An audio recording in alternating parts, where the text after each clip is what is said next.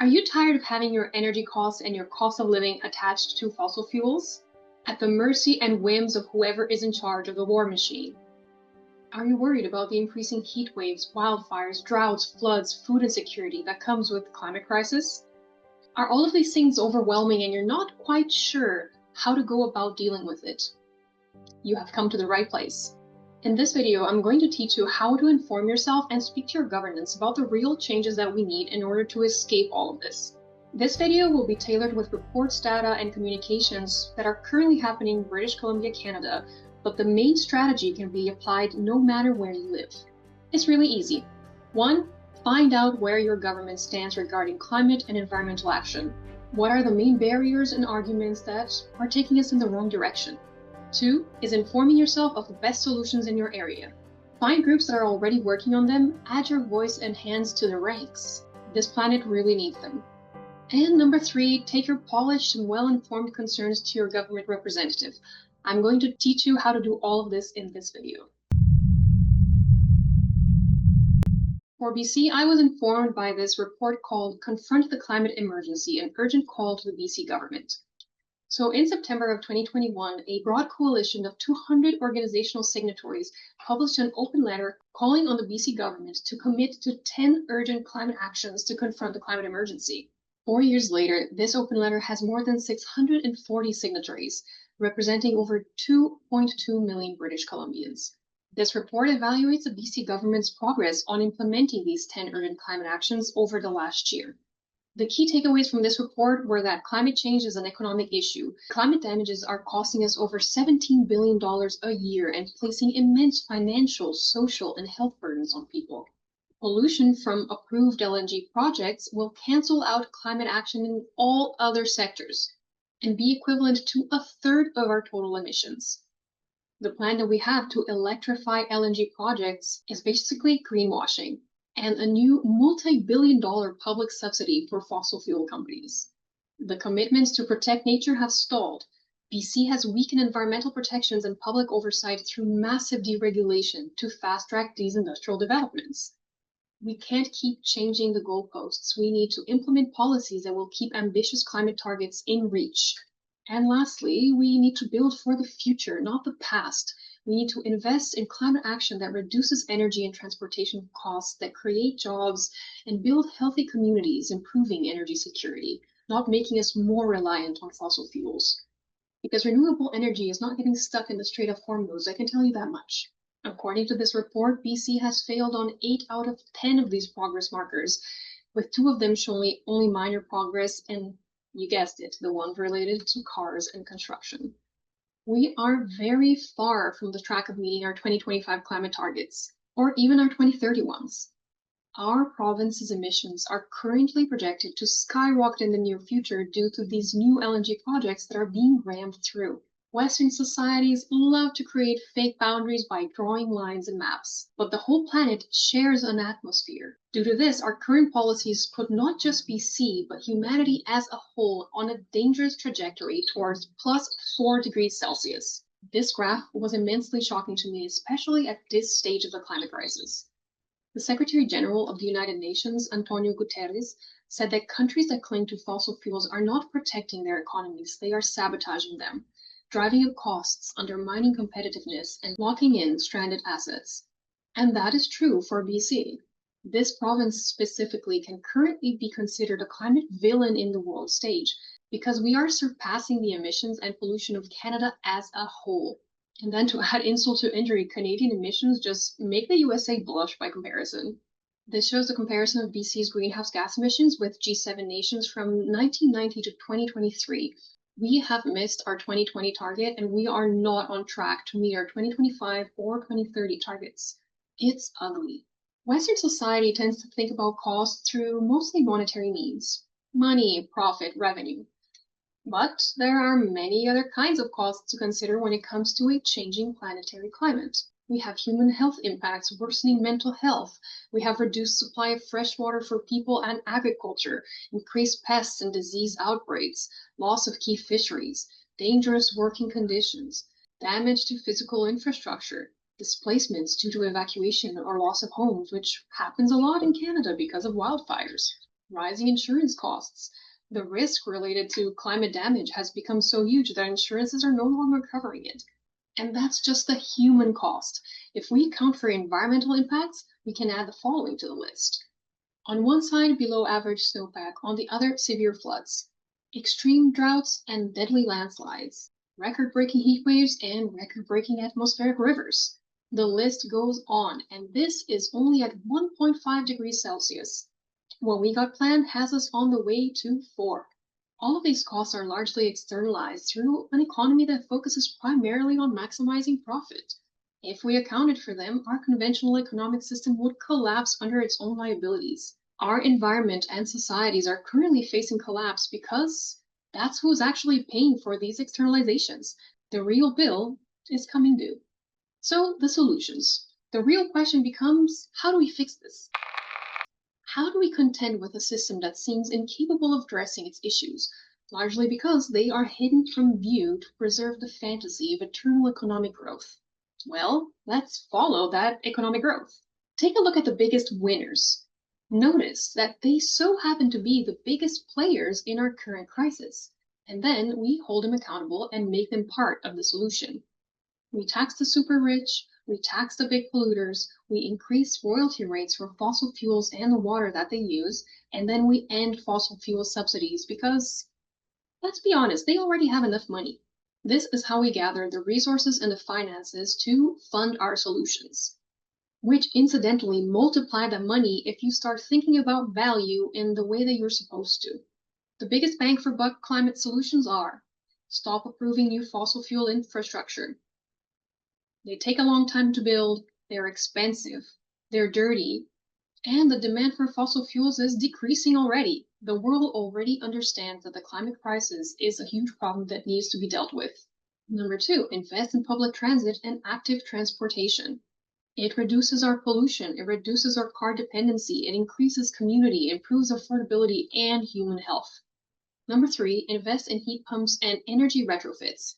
Heat pumps reduce pollution, they save lives, they work on heat and cold, they lower your energy bills, and they don't burn gas into your homes.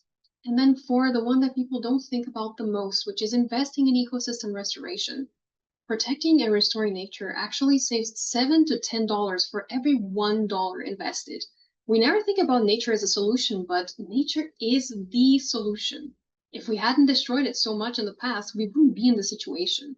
Investing in nature creates sustainable jobs, secures drinking water, rebuilds biodiversity, and mitigates climate disasters. So we have the solutions. What we currently lack is reliable funding and the courage to stand up to the fossil fuel industry, who admittedly is immensely powerful and unfortunately embedded in Canadian politics from this country's very inception. But just because we've always done things this way does not mean we cannot evolve, and I think now is the perfect time for it.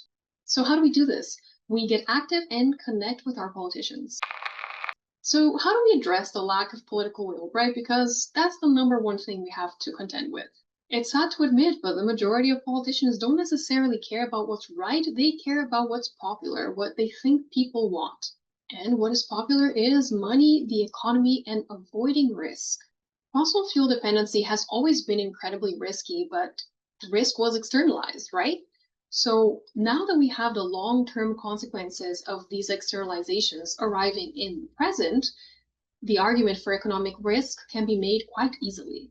Number 1, global demand is no longer strong enough to justify massive new investments in oil and gas infrastructure. Because most nations understand the danger of the climate crisis, the world has already started to rapidly move towards clean energy transition. Big corporations like Shell, Mitsubishi, Petronas, they are already selling their stakes in Canadian LNG. It's a dead end.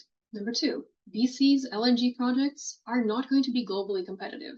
Qatar, the US, and Mozambique already hold the lion's share of the market, meaning that we will struggle to secure a stable market share even if we manage to complete these costly, lengthy, environmentally damaging projects. Which brings me to my next point, number 3. Building infrastructure will take a lot of time and a lot of money just to become stranded assets. Large capital-intensive LNG facilities have a long payback period. Because we are starting these new LNG projects while the global demand for LNG is decreasing, we face significant risks of this infrastructure becoming underutilized and therefore unprofitable. We are left with a hefty bill of environmental destruction for an abandoned and outdated brand new facility. Snowballing from this domino effect, the energy costs will rise. Beyond it just being common sense, we have hard evidence from both the US and Australia. They used a similar LNG export model and ended up with higher domestic natural gas prices and increased heating and energy costs for residents. On top of that, the BC government wants to use clean electricity to power LNG export facilities. If that sounds backwards, it's because it is. The capacity required for this exceeds the amount of electricity currently available. To compensate for this, we would need to build the equivalent of 8 Site C projects. And the Site C hydroelectric dam is the most expensive public infrastructure project in Canada. These 4 were the economic concerns, which of course are the biggest leverage to use in the governing system that prioritizes the economy.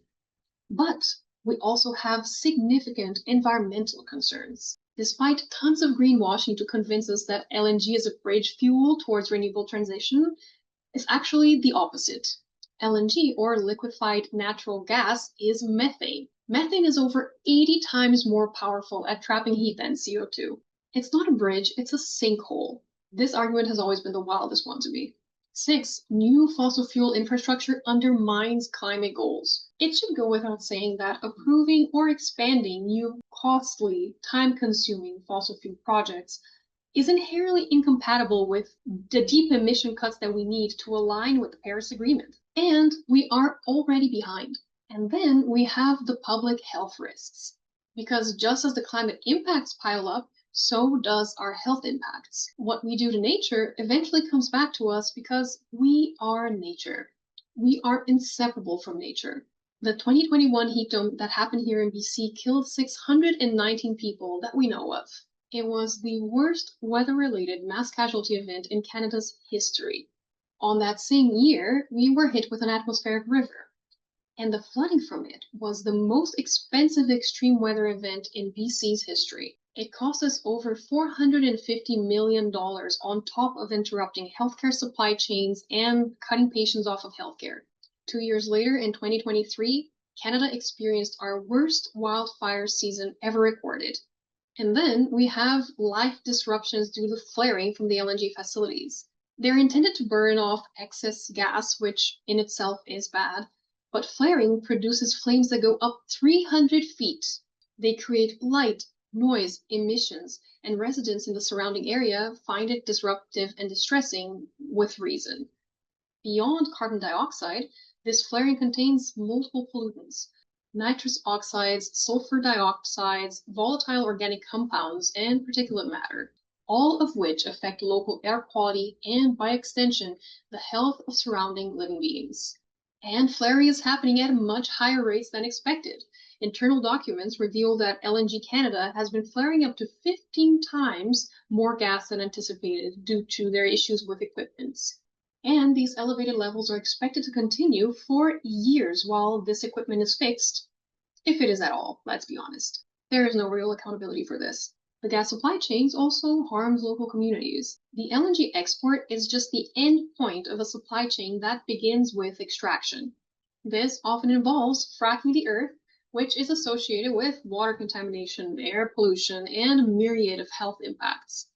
For more comprehensive information about this entire process, health, and land concerns, this documentary, Fracking the Peace, was incredible to me. It actually spurred me to take action on the climate change, especially related to the fossil fuel industry as a whole. And then the last issue I'm going to talk about is that compensation for these damages, they often raise ethical concerns because it's that classic band-aid strategy, right? LNG offers temporary relocation payments or compensation for animals that die when leak happens. In exchange, residents agree to not complain publicly, but this raises obvious concerns about transparency and community consent regarding LNG activities. Obviously, it's a very nuanced topic, but you can see clearly that this is really not the way we should be going. So when you go to speak to your government representatives, the politicians in your area, the key messages to emphasize are: LNG is old news in the global market. Subsidizing and building costly infrastructure for soon-to-be stranded assets is fiscally irresponsible. Approving large new fossil fuel projects undermines our climate responsibilities and adds to the billions in annual costs that we are already paying due to climate impacts.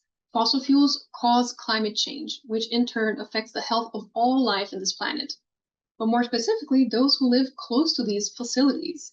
They are the canaries in our coal mines, and they deserve transparent oversight, rigorous health impact assessments, and accountability. And the last key point to emphasize is that investments in clean energy, energy efficiency, and local job creation through nature-based solutions, they're all more sustainable, climate-aligned alternatives to expensive and dirty new fossil fuel projects, and way less risky economically.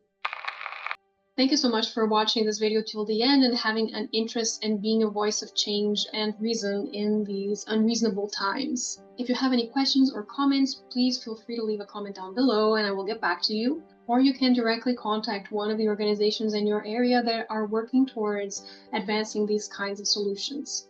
I guarantee there is one in your area. And if you want some extra preparation, here's a video about specific talking points that I see being used by politicians to defend the fossil fuel industry. They are usually lobbying talking points and they're easily dismantled, just like everything I talked about in this video. So if you want extra preparedness, click here. If not, I'll see you on the next video.